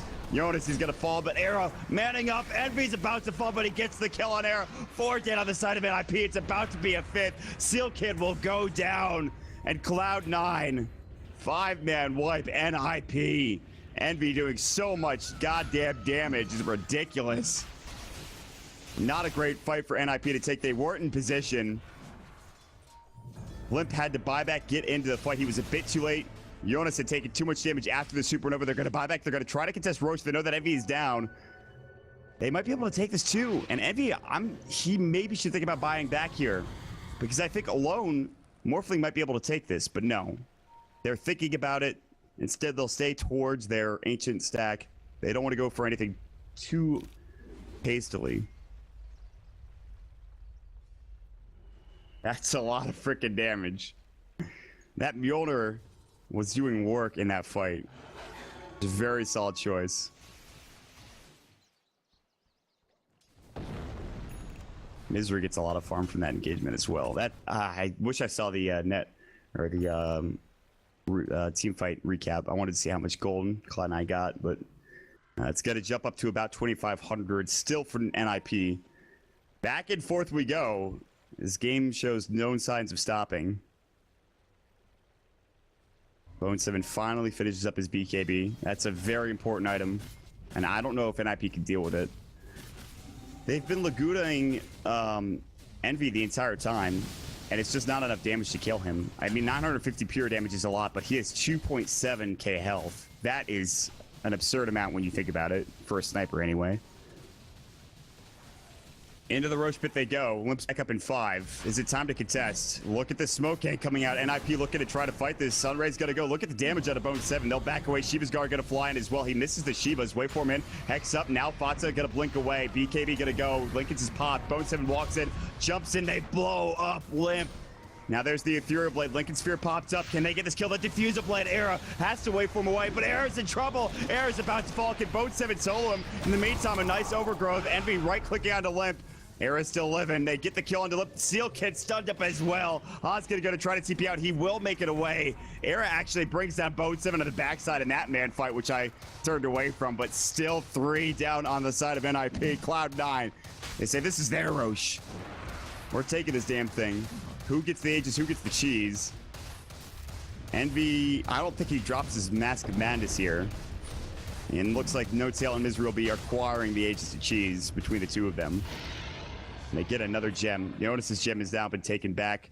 Cheese up for No-Tail. Misery gets the Aegis. And with level 3 Pulse Nova, that's a lot more damage than I think most people consider. I think that's a very solid choice. Dump all of your mana in a fight if you're about to die with your Pulse Nova. And then get back up and do it again. I mean, you're a support at this point, so you really there's no concern of you dying. It doesn't really matter. Look at the attack speed from Envy. No buyback from Limp. This should be a full Rax and maybe the game. Cloud9 with one of the most ridiculous drafts I've seen are taking a Rax off NiP here. NiP looks so damn good just a couple of minutes ago, but already they're losing a Rax. They're losing a tier 3 tower in the bottom lane as well. This is not looking great. Liquid Sphere has been popped. Era has to be a bit more careful now. Do they go for more than just this tier 3? Do they get this melee Rax? It looks like with Envy right-clicking, they will. And the blink in the Hex up on the Arrow just to make sure he can't jump in. That will secure them the melee Rax. Look at Yoda's Fan getting Split Earth, not dead yet. They jump in, they blow up No-Tail. Gem on the deck, Arrow now going toe-to-toe on Envy. Meanwhile, back into the base, you see Misery. He's going to get right-clicked out, but that's the Aegis. Fata, that's the Laguna Blade as well. Fata right-clicked. He's going to fall back to the man fight. Envy and Arrow going toe-to-toe. Envy will fall in the end. They do defend, but it's going to take a lot. Misery. Pulse Nova still up. Limp is still hexed. And now Misery should fall. Dragon Slave. Bo1 jumps in. Silences up. Jonas in trouble. Bo1 pops the BKB. Earn up, but Jonas is going to fall. But look at this. Here comes there with the right click. Will they be able to get all 5? Dragon Slave, they can't get vision. They don't see him. The gem was on the deck. They did pick it up, and Bo1 hightails it out of there. The sole survivor for Cloud9. But the damage is already done for NiP's base. 3 buildings of Rax down. And a 4th taking heavy, heavy, heavy damage.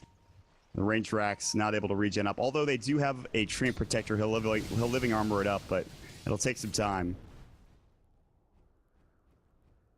And honestly, this has just been a stellar draft from Cloud9, stellar play, other than maybe about 10 to 15 to 20 minutes ago when they were getting a bit outplayed by NiP and they weren't really ready to go. But now there's items for almost every Cloud9 player, and they're really dealing with Era effectively. They're shutting him out of the fight. They're making sure he's been cut off from the rest of his teammates in most of these engagements, and I think that's the most important part. Whether it's Bo1 harassing him or Envy just right-clicking him down with the sniper, they are bringing Era down. That's the biggest thing, or at least shutting him out of the fight. Era now gets a butterfly, drops down the hand of Midas. He'll sell that more than likely, and he'll go from there.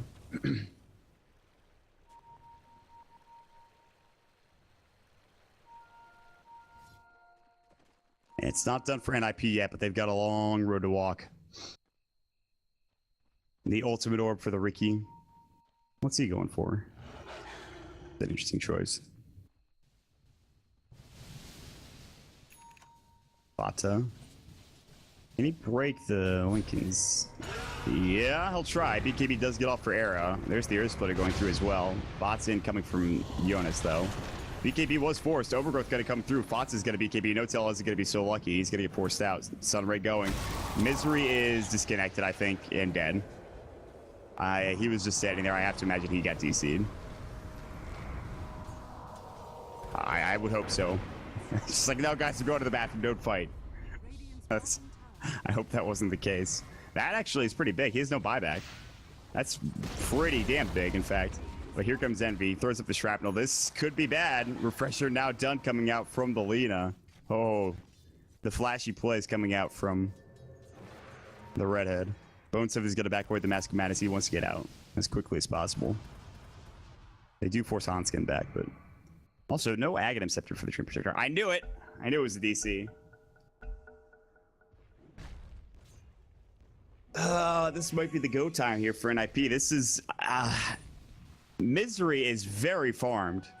Blink Yules and a Scythe of Ice. This is no slouch of a support. This is what I like about Leshrac, because he scales pretty well into the late game. You talk about BKB and how Pulse Nova is kind of ineffective when the BKBs do get up, but when the BKBs get down to 5-second durations, Pulse Nova is a huge item. Bots is going for a Refresh Roar, by the way, which I think is huge. It's a really big item. And they're going to split push top and hope that Misery gets back in time. Seal Kid, why are you walking there, buddy? What are you doing, Seal Kid? Just casually strolling into lane. I just don't know what that was about. Oh well. Nice, Misery has reconnected, excellent. So he doesn't miss much other than, you know, him dying underneath his tier 2 tower, which is unfortunate, but it happens. He's is in the stats for no tail. What a player that is like, nah, I don't need it on me. I'm fine. Don't even worry about it.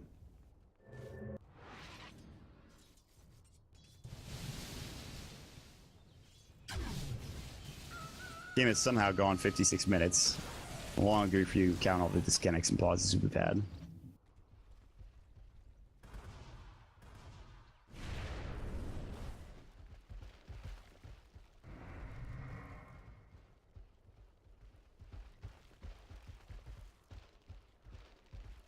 Oh my god, that's a cheeky play. The replicate invis. That's funny. They'll never suspect it. They do have a gem though, so they will see it if they do walk too close.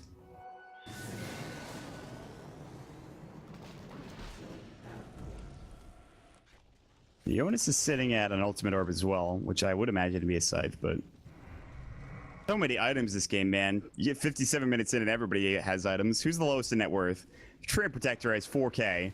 Doesn't even have an axe yet. Still have your game Hans skin. In all serious though, it's not surprising that he's this low in net worth. He hasn't really... He's died a lot. He's tried his best to help out in fights, and he's done a nice job with his overgrowths, at least earlier on in the game. But he just can't survive long enough to get a lot of the experience. They focus him down nicely. Suddenly, Morphling is way ahead of Envy in net worth. Not sure how much that matters. The Butterfly's a big deal. But the MKB was already picked up for Envy, so it doesn't matter. I don't know if he sold anything for that. I think he had phase and then he sold it for bots and then bought the MKB. Pretty sure. Oh, he sold his SNY, sorry. I guess when you hit level 25, you don't need an SNY. That's a nice luxury to have. Oblivion Staff for Fata. How close to... He has nothing on the courier, so... He's still pretty far away from his Refresh Orb, or what I would imagine to be a Refresh Orb anyway. Smoke of Deceit, Roche is up in who knows how long. We'll see when it's up in about 20 to 30 seconds. Fata has made his home top lane. If he has an opportunity to take this top tier 3 tower, he will. Oh, Ionis, this is not where you want to be. And they'll get the kill. They find a gem as well. Bone 7 will pick it up. That's really big. He has no buyback, no gem. Olympus invades, double LSA Laguna onto Misery. Waveform Fata pops the BKB, but gets Laguna. They take 2. And they were standing still. And they got double LSA'd by Limp. Sick play. Nice wraparound gank. Roche is going to respawn in 20 seconds, though. Oh, will they walk in and just walk out? They will. Throw an Astral in there, I think. No Tail's going to sit in for the time being. No, they're going to back out. No, and it's NiP's turn to send into a replicate into the Roche pit, and they will see that it is up. And this could be huge for NiP. This could be what they're looking for. The biggest thing is that there's no buyback for either of those heroes, for Misery or for Fata. That was a lot of gold Fata lost. A lot of gold.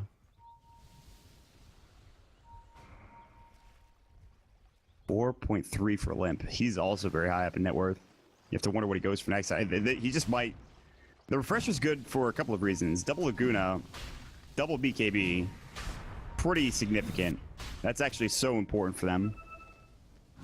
Limp might be the X factor here for NiP. Morph is in the Roche pit. No replicate. Limp is going to be Shadow Bladed up. He's going to head into the pit. Astral's going to go through. It's going to stomp the waveform out. Another shrapnel going. There's going to be the Earth Splitter. It's going to connect as soon as it gets there. No, it doesn't hit on anybody for some reason. Roche is going to go down. Jonas jumps in. Do they get the Aegis? They got it for Limp. Who got the cheese? I think it might have been Hanskin. No, Jonas picks it up. big pick coming out from NiP. That gives them so much more time to work with. That's huge.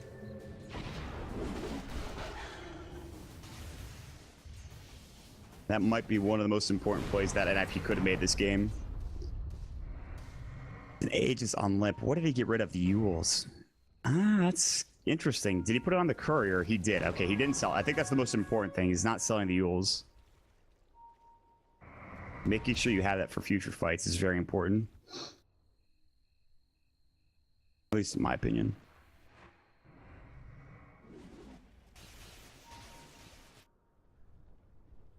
So the scythe is done for the Phoenix, by the way.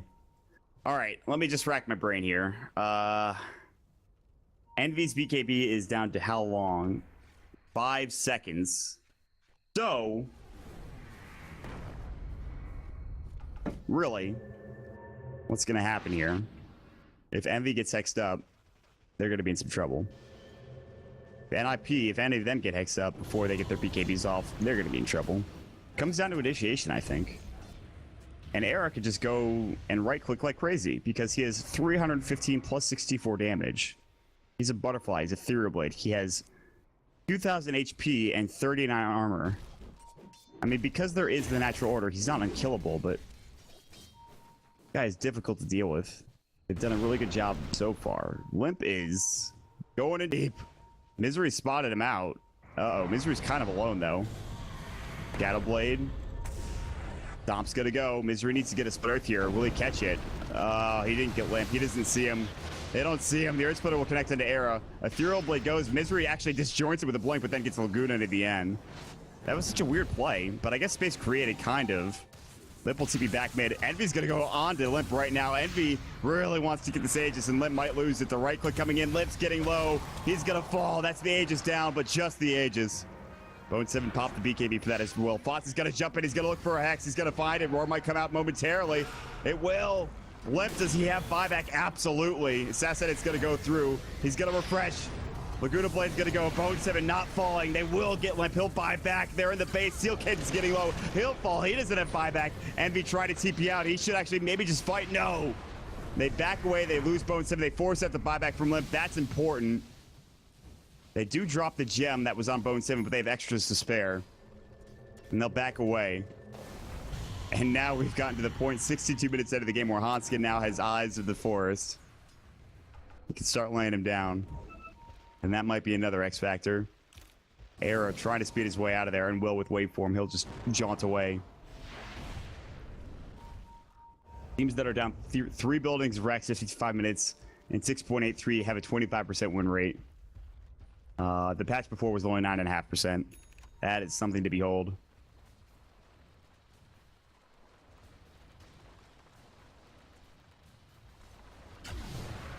Who just got the refresher? Fata? Did. Oh, look at this fight. Era gets blown up.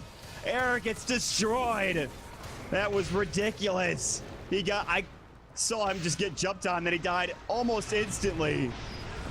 Meanwhile, Misery's gonna get Laguna, but there's the Roar on Hanskin. He's gonna fall. Jonas might be the next target here. Supernova, but he pops it off just in time. No Tail now hexed up. Bo1 still down, but Fata bringing it down with Envy as well. Limp will not have buyback if he falls. He can't afford to die here. Era's gonna jump back in. He kills Envy. Era gets Envy. Now Fata's alone. And Fata without BKB, he refreshes. He'll have it now. He'll pop it and he'll TP away. And they won't be able to kill him. But getting Envy, a couple of gems lie on the ground as well. 2 of them, in fact. What a sick TP back in from the Morphling, blowing up Envy there. In the flash of a second, anybody could die in this game. That's what we've learned. It's so difficult to keep up with who's going down. 39-36 at 64 minutes into this game. This game has not lacked for excitement. It's been one of the most enjoyable games I've seen recently. And it's still anybody's game. Despite being down 3 buildings of racks, NiP are not giving in. The Mushi challenge for Morphling is up to 10K. So many pauses. Harris up to 10K. Oh no, what just happened? And it Limp's ultimate orb. Where did that die? Here. Was that Bo1 taking it out? It must have been. Yeah, well, I'm not sure what it was doing over there, but he gets. I think it was trying to get the gem, perhaps. And then it died on the way there. That's pretty nice. Lip does get hexed up bottom. Fatsa actually was looking to roar, but he'll back away. Got hexed up. Or rather stunned up with a little LSA. They're going to TP in. What's happening? Mystery, still getting microed. And Envy's back up in 3 seconds. Now, this is where buyback status becomes very important. And Limp, as well as Air, do not have it. That is a bash. He's going for the good old Abyssal Blade Morphling. I like it. But now there's a Daedalus up on Sniper. What he sell was... What did he sell? Bots, Scotty, BKB, Mom... Mjolnir. He sold his Mjolnir. Or did he not sell it? Does he have it in courier? He sold it. Okay, he sold his Mjolnir. If Cloud9 are able to win one fight or even kill the two big cores in Limp and Era, this game I think is over. It's very close. That's all they have to do. And I say all, that's difficult. Era even puts the Ethereal Blade up on the courier. He actually is going to lose a lot of right click because of that. Purchases up a gem as well. I mean, he's enough money. He can do whatever he wants. He doesn't have buyback. He doesn't have to save for it. Roshan is still not going to be respawning for a while. That would be pretty big. Envy hits like a truck if he gets a Daedalus proc. It's ridiculous. He could blow some heroes up. All right, well, at least Misery's reconnected. What's a 66-minute game is turned into an 80-minute game. Let's see. We started at 11 Eastern, I believe. It's currently 12:46. Oh no, that's the worst thing that could possibly happen. Envy's lagging. He DCs from the game. The entirety of Cloud9 having issues. Oh my god. Getting ridiculous. I think No-Tail is now going to be microing Envy. I'm pretty sure. Yeah. It's crazy. Oh, man. This is gonna be ridiculous. Oh, Fata walks right near Hanskin. They see him. The lead sheet's gonna go. Fata doesn't have blink. He has BKB. He has TP as well. Hex is up. Pops the BKB. TP's home. Ooh, that was very close. That was very close. Bottom's pushing in. By the way, they lost that range Rax that was there for a while. Envy's reconnected. We got a couple more minutes where I think everyone's still ready to go. 67 minutes in. I actually think this might be the longest Dota pick game we've had. We're getting close to it. Bone 7 Misery. Jonas, Hanskin, TPing away. Yeah, they're gonna make it out. No! Jonas got hexed up by Misery with a Blink Dagger. Jonas is gonna fall with no buyback for 98. In fact, nobody on the Dire team has it for at least a minute and a half. This might be Cloud9's time to go. Right in between them disconnecting, right in between the buybacks. I think it's time for them to go. But they're actually gonna head bottom for some reason. I guess Roche has a chance to be up, but it's gonna be a while before it's a max duration Roshan. There's also a lot of TP scrolls in there, but yeah, who cares?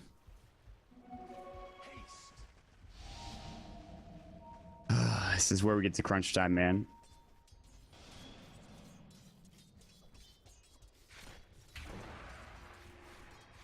And the high ground pressure's coming. Can they get the Mega Crypts? Can they finish this game off? Cloud9 are looking to secure this and get a bye from the first round of the playoffs. Drapnel tier 3 tower. Meanwhile, middle lane, they're going to go on Hanskin. He's in trouble. He's going to fall, it looks like. Air jumping into Misery. Misery gets heals up in the air. Air looking to fight this. There's the Abyssal Blade, but it's only onto Misery. It doesn't do much. Limp's going to get roared up. The Earth Splitter is going to connect onto Era. He's getting low. Limp's going to fall. Bo1 cleans him up. Envy's not even in the fray. Bo1's doing most of the work. Era's in trouble. Seal Kid about to fall. Era's going to take damage. He's morphing desperately, but Era is done so. 5 down. Cloud9 will take the GG. All 5 dead on the side of NiP. It was hard fought for the Cloud9 roster. So many disconnects. Such a long game. Turns into almost a 70-minute game. It might have even gotten there. I'm not sure. but they do secure themselves a bye in the first round of the playoffs. NiP will go down to the losers bracket round 1 to play up against Vega Squadron. Interesting to note, NiP and Vega, the 2 teams to qualify from the qualifiers for Dota Pit Season 3. They'll get a chance to be a best of 3 rematch for it all. Still a very exciting game, an hour and 10 minutes, but a lot longer because of all the disconnects and pauses. I had a lot of fun. I will say that, you know, I should be tired. I'm really not. I enjoyed the series. I enjoyed the game thoroughly. Congratulations to really both teams for playing a solid game. Congratulations to Cloud9 for moving on. NiP will, like I said, have to go down to that losers bracket round 1, but that's the only game we had on tap today, and it did not disappoint. Lots of fun. Before you guys head out of here, I do want to say a couple of things. Number 1, thank you so much for supporting Dota Pit Season 3. Compendium, of course, has been an absolutely huge success. We get up to above 250,000 in prize pool, which I think is huge for an online tournament, making it probably one of the biggest online tournaments in Dota 2 currently. I want to give a shout out to Twitch for, of course, having the Twitch Season Pass, which, guys, it is a $6.99 single purchase. It's not monthly. You purchase up, you get all the emotes, you support the tournament, and you support us here at High Ground. Of course, if you enjoyed the production, make sure you follow our observer and producer, Pitmuckle, at Pitmuckle on Twitter. Follow Mockpacks on Twitter, at Mockpacks. You can follow me, at MockDota, and at DotaPit for more information, and www.dotapit.com. With that being said, we'll be back on the 18th for Hellraisers versus Asus Polar Winners Bracket Round 1, Best of 3 series. The other Winners Bracket Round 1 game, interestingly enough, is Team Secret versus Evil Geniuses. So we'll see which of those 2 teams heads down to the lower bracket after that series. But again, Asus Polar, I guess now that they're called Virtus Pro, ever since they changed it, I think it was today. Virtus Pro versus Hellraisers, that'll be on April the 18th. Make sure you guys check out dotapit.com for more information on the schedule and when it'll be played. But with that being said, have a fantastic evening, everybody. I will see you all later. Bye, guys.